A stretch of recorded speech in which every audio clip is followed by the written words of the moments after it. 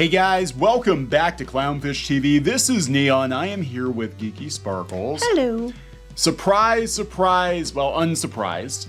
Yeah, no, not surprised. Unsurprised. For the second month in a row, manga has dominated the top 20 adult graphic novel charts. Can't wait till they see how they're gonna spin this one. Oh, I'm sure they will spin it. I'm sure they'll spin Demon it. Slayer didn't beat everyone, so we're still winning. Yeah, so this is really interesting. It is showing a massive uptick. The sales are showing a massive uptick in sales of manga here in the US. Meanwhile, the North American comic book industry tries to claim those numbers for themselves. Yeah, they do. They do. They're like, hey, comics are great, guys. Comics are doing great.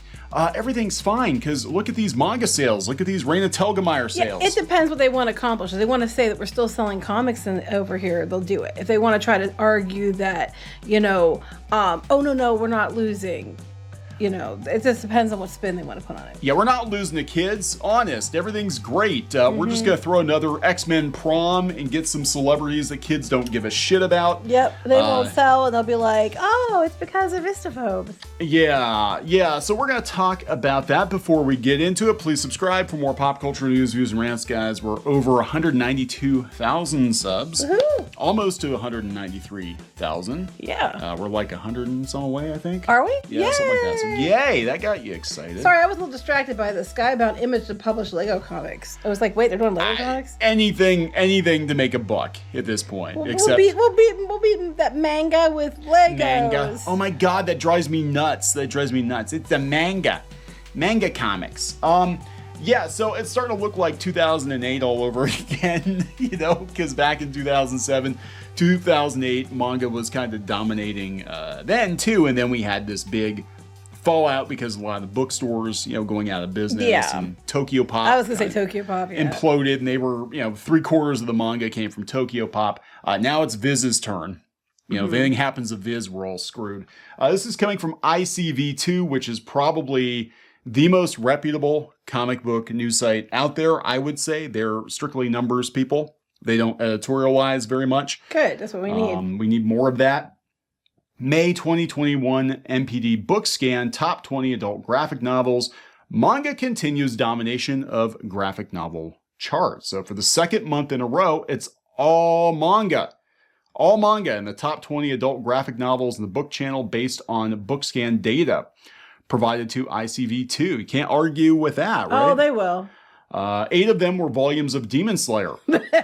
Surprise! The release of the film Demon Slayer Mugen Train, which topped the box office, doubtless spurred interest. The count is actually down a bit from last month, though, where there were 9 Demon Slayer volumes on the chart. The number of volumes of My Hero Academia is up from 3 to 4, but it's no longer in the top spot. The top title in May 2021 was Volume 33 of Attack on Titan. Series has seen a resurgence in interest recently, perhaps because it's drawing to a close. Yeah. That's a whole nother issue. People not happy with the ending, but we're not going to talk about that here. The first volume returned to the top 20 in December 2020 and has been there ever since. Now, here's the interesting thing about manga and graphic novels in general.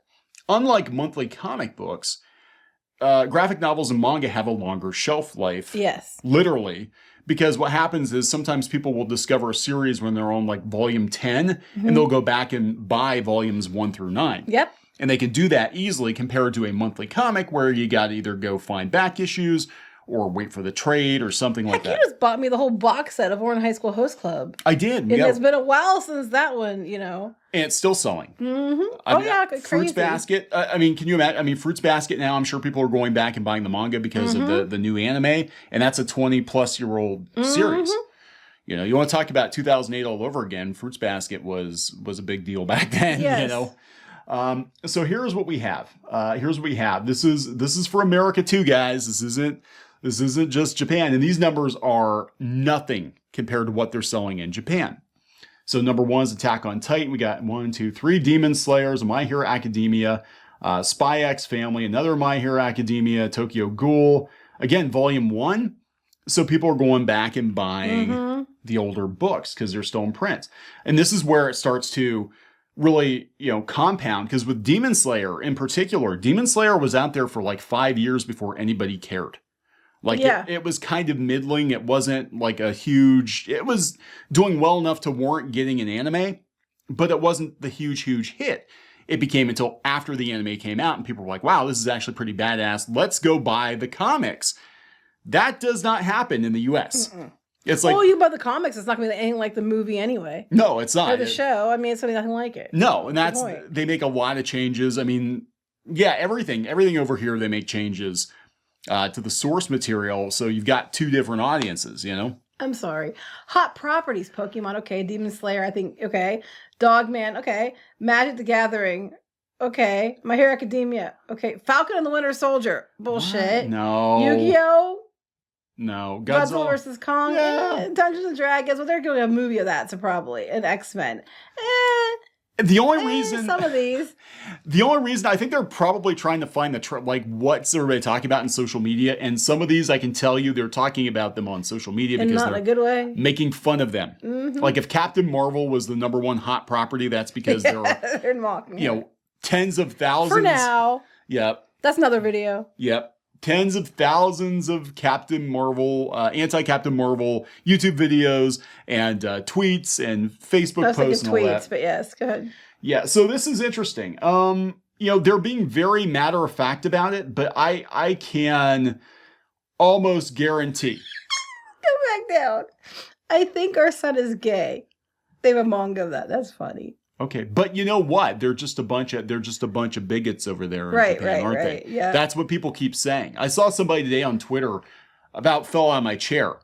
And she's a Twitch streamer or something, but she had some like anti-Japan screed like going on about how she loves all Asians, but she really had a problem with Japanese entertainment, and she thought the Japanese were a bunch of bigots and sexists Here's your and own homophobes. And I'm like, yeah, you know what? There were gay protagonists, gay characters, LGBTQ in anime and manga decades before they did it here in the U.S. In fact, when they would bring the stuff out to the States, they usually censored it. Hello, Cousins. Sailor Moon cousins. Is that what you're going to say? Yep. Yeah, they're just Yep. cousins. We never got I stars. never got that close to my cousins. No. Oh, yeah, we didn't get stars over here, no. Definitely didn't get stars over here, which in my opinion is actually the best. I think I it's like the it best too. series, I but told you guys, it's on my phone. My ringtone is Star General Uterus. it is.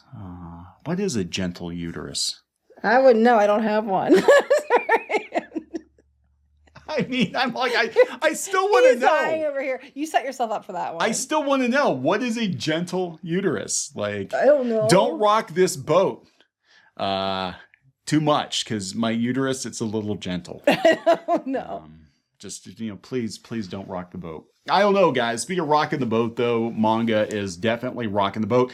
And this does dispel a lot of myths about the comic book industry. They've been talking, the American comic book industry has been doing some hand-wringing for years. Like, oh, kids just aren't into comics. They're just not reading comics. Oh, the pandemic. The pandemic killed comics. It's not our fault. I know, it was dying way before the pandemic, but no, it's the pandemic. Oh, it's not our fault. We just don't, it is what it is, guys. Oh, no, couldn't possibly be us. And then here comes manga selling the numbers it's selling. Here comes, some of these scholastic books, Dogman, all that. And I'm like, could it possibly be your content? Books like Dogman and stuff are outselling, some of the scholastic graphic novels are outselling these people for years before this too. Yeah, I think what's interesting is they had this story on like all these women in comics that were like the most influential women in comics, and they left Raina Telgemeier off the list. Mm-hmm. They had people on this list that were lucky if they sold 2,000 or 3,000 copies of a comic. I mean, hell, we can sell 2,000 or 3,000 copies of a comic. Who's screaming the loudest on Twitter that has tits? Slap them on the list. You're laughing, but it's kind of not untrue. You're a mammorist because That's you're right. I'm obsessed with boobs. You're obsessed with boobs. Yeah, not all women have tits. That actually is true. The point is, they went and found a list of women who scream on Twitter the loudest and said, okay, these are the ones we're going to say are the most important because they get the most likes on their damn tweets. Or if they don't get likes on their damn tweets, if they scream a lot. Pretty much. And they left off some people that actually sell a lot of comics. Now, you've got all this going on. Meanwhile, the comic book industry, the North American comic book industry, to make itself look better, they're using manga numbers to pad their bottom line, to talk about how successful comics are current year.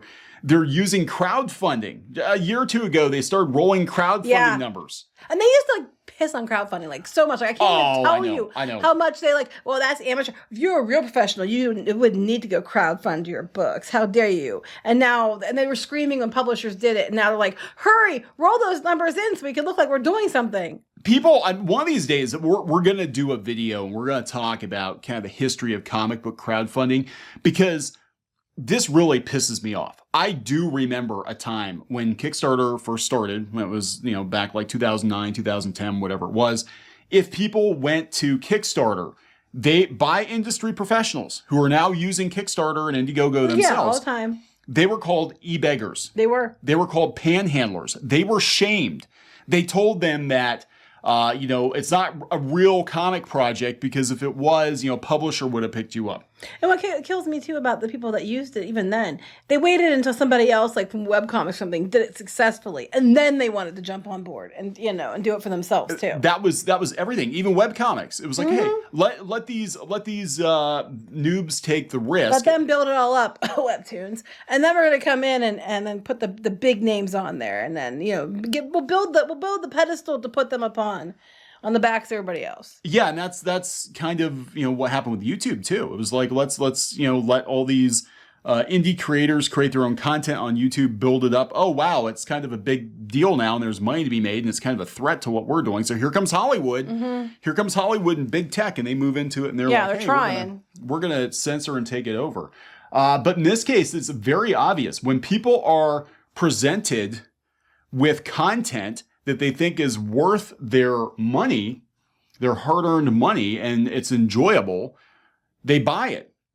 People will buy comics if they like the comics being produced. Yeah, that's just it. What a concept. People will buy the product if they like the product. Mind blown. If the food tastes good and it's a reasonable price, people will come to your restaurant and keep you in business. It's almost as if you do good work, you'll be rewarded for it. People will buy it. I mean, you don't have to go stick those fancy labels on it and then, mark it as this, that, and the other. If it's good and it has good characters and a good story, and that's what the heart of the product is, they're gonna buy the product. Imagine that. Now, here are the actual numbers, I guess, they updated today here on ICV2. But yeah, the top selling adult graphic novel, 23,000 copies. What? It's just, okay. So they probably sold out in like an hour in Japan. I don't know. Just saying. That's a day's worth of sales, for Demon Slayer or something. Is this just the U.S.? This is just the U.S. Oh, okay, yeah. And it's still, so to make it into the top 20 for the month, you only have to sell 10,000 copies of a book. That's it? That's it. We sold like 2,000 copies, almost 2,000 copies of our own homebrew graphic novel on Indiegogo. And we didn't have it in the stores or anything. No, it wasn't in the stores or anything. It was just pre-orders on Indiegogo. So I'm just saying, these numbers aren't astronomical. No. It's like the American comic book industry can't even hit 10,000 units to get onto this list. Well, this is a graphic novel. But still, that's freaking sad. You can't sell 10,000 graphic novels. You can't sell 10,000 copies of whatever. Yeah, those are low numbers. Yeah, avant-garde book you're putting out for whatever. Maybe it's the content. Because that is a very low number. Now, to be fair, book scans only 85% of the market, but still, we're seeing a trend here, guys. And if they wanted to sell books, here's an idea. Maybe go see what people love about these stories and try to figure out how can we, take what aspects they like about these, and then maybe make a story that incorporates that. Like, they're not just handled something because they're them. Maybe they had to earn it somehow. What a concept. Yeah.